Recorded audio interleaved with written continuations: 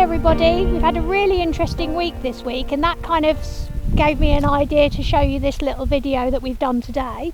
So Jaguar had a saddle fitting, and it was so interesting, and we've actually got a picture of it where he's changed so much, and the top line is so much better. He's really come up through his back, and then I thought that'd be quite good to share with you guys, because these little exercises that I've shown you today are what I've been doing with him. So I've shown a turn on the forehand and a turn on the haunches today, and I really hope this helps you and also will help your horse improve its top line.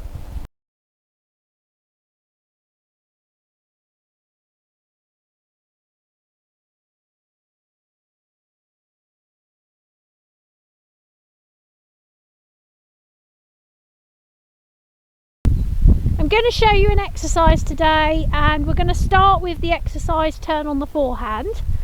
And I've got a set of poles out in a square, and I'm going to show you a simple exercise to help you get your horse yielding off your leg. First of all, I just try and get the horse as close to the poles as I possibly can. So it feels like I'm doing quite square turns. I'm needing my outside rein and leg to really make these turns. And even just doing these, it's making him step under with his inside hind leg. It's quite difficult. Then what I'm going to do is I'm going to do a halt with the front feet just past the edge of the pole. So somewhere here like this. So from here, I'm going to do a turn on the forehand, but I'm only going to do quarter of a turn. So I'm going to use the poles to kind of gauge how far I might fall out or how much I lose the quarters. So I just gently flex him a little bit to the inside. I'm going to use my inside leg a little bit behind the girth. I'm just going to ask him to step over. But as I do that, I am going to need to catch him in my outside rein and leg. Now that's a quarter turn, so I don't want to do any more than that because I don't want the quarters to swing out of the circle there. They've got to sort of stay on this line. Then as I do that, I walk out of it, I get to the next pole, feet to the edge so that they're just over the edge, so that as he makes the turn he can walk straight along the next pole. If I do it too far back, I'm going to get caught up on the poles. So a little flexion to the inside leg a little bit behind the girth, ask him to turn, catch him in my right rein and leg. So just a quarter turn and then straight out of it.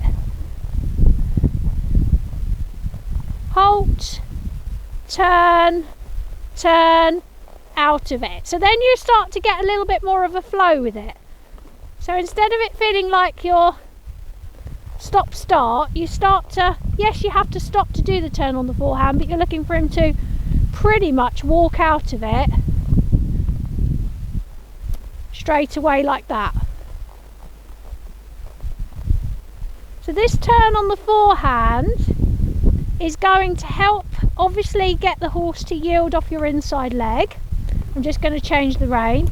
It's going to improve that hind leg, that inside hind leg stepping over, because when you actually do the turn on the forehand, the inside hind leg has to step in front and across the outside hind leg. So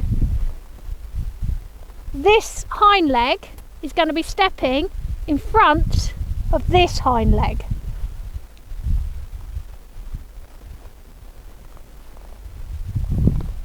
We ask again, front feet to the edge of the pole, little flexion to the right.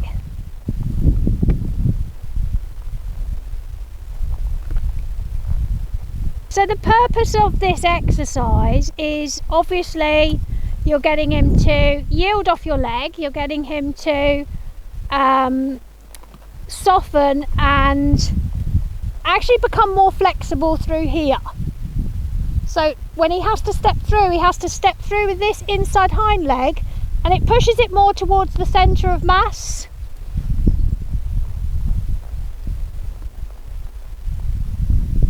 So he has to step through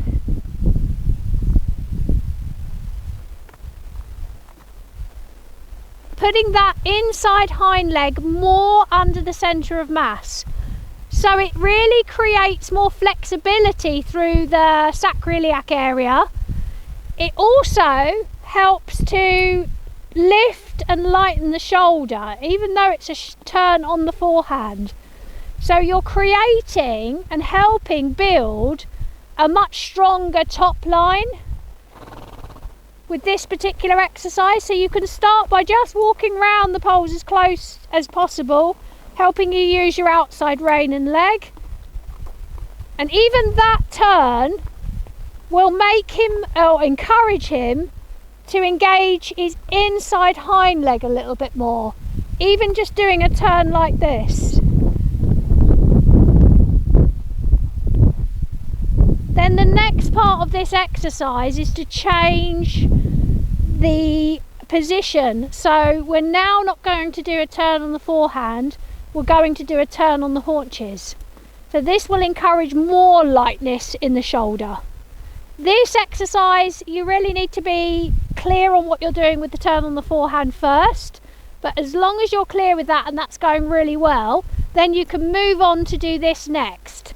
So this will be the hind leg staying more steady and in a like almost a pirouette position. So the hind leg stays still and the shoulder moves round. So we get the hind legs to the edge of the pole and the shoulder does a quarter turn. So there's that. So you're not only moving the quarters, you're moving the shoulder. So hind legs to the edge of the pole, ask the horse to step round with the shoulder. So it becomes a quarter pirouette. Hind legs to the edge of the pole, ask the horse to step round with the shoulder. And then we're going to do that the other way. You can put a whole pirouette in if you're able to. If you're not able to, it's not the end of the world. This will help you start to create better pirouettes. Move the shoulder round. Hind legs to the edge of the pole, right leg behind the girth, indicate with the inside rein, move the shoulder round. Hind legs to the edge of the pole. We don't want to stop as such, but we do need to almost. Real big half halt, slow right down, then move the shoulder. So like a pirouette, we don't want to get stuck and not keep those hind legs moving. We want to try and gently, if we can, just a quarter turn, keep them active underneath him, behind him, stepping under. So it's encouraging him to step much more under with his hind leg. This will encourage him to improve the top line. And we've got a picture of his saddle fitting recently with Olympus Saddlery and Mandy Miller, and he's in a stride free saddle, and you can really see the difference in the top line just through doing these sorts of exercises. So lots of lateral exercises. By doing it round the square, because you've got that corner, that gives you that focus point to work to. Whereas if you end up doing it in the middle of the school, you do end up just drifting all over the place. It's like when you're teaching pirouettes. Sometimes it's nice just to put a cone in the middle of the school and then use that to kind of work as your kind of point of call. You know that if you're not sort of that near the cone where you started, you're drifting. So that these little exercises, it's nice to have sort of like the poles out to play with. I just want to show you a couple of things that can happen and that you don't really want to happen. Is you're only looking for a quarter of a turn. So this is a quarter of a turn here now, and this is him falling out of that turn. So you don't want this to happen, because then I've lost control of the quarters. So that's why the poles are so good, because look, if we look at where I should be straight on this line here. But I've come too far this way. So it makes me more aware of catching in my outside rein and leg. So I always talk about riding the horse in these imaginary tram lines between your hand and leg. So it's almost like you've got a pole this side and a pole that side, and you're trying to just buffer that horse and not lose that horse through the shoulder, through its haunches. So I'm just going to show you again. Front feet to the edge of the pole, and then that quarter turn. Catch the quarters, walk on. Front feet to the edge of the pole, inside leg to push the horse away, catch the horse with my outside leg and rein, and forwards. So my weight is very much in this seat bone at the moment, pushing the horse away.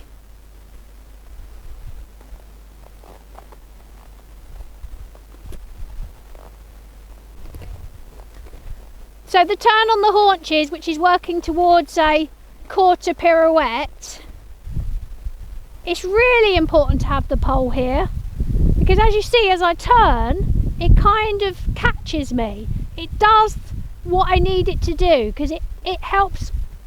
When I do the turn this way, this becomes my outside rein and leg, okay?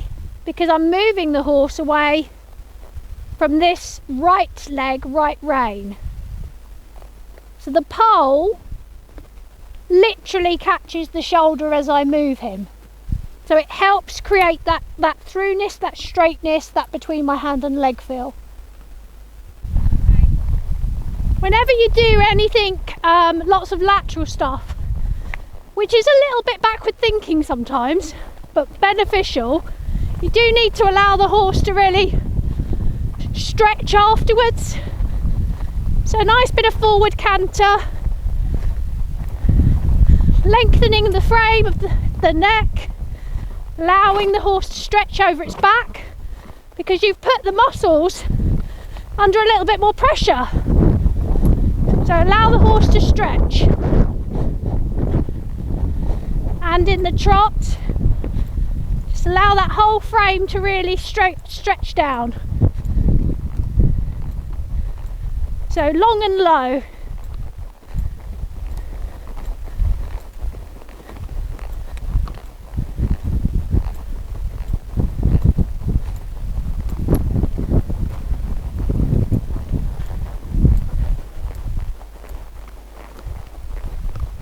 Don't finish on them being really collected and round. Give them time to stretch off after, because you're putting the muscles under a little bit more strain, and if they're not used to doing it as well, you might need to give them more breaks in between.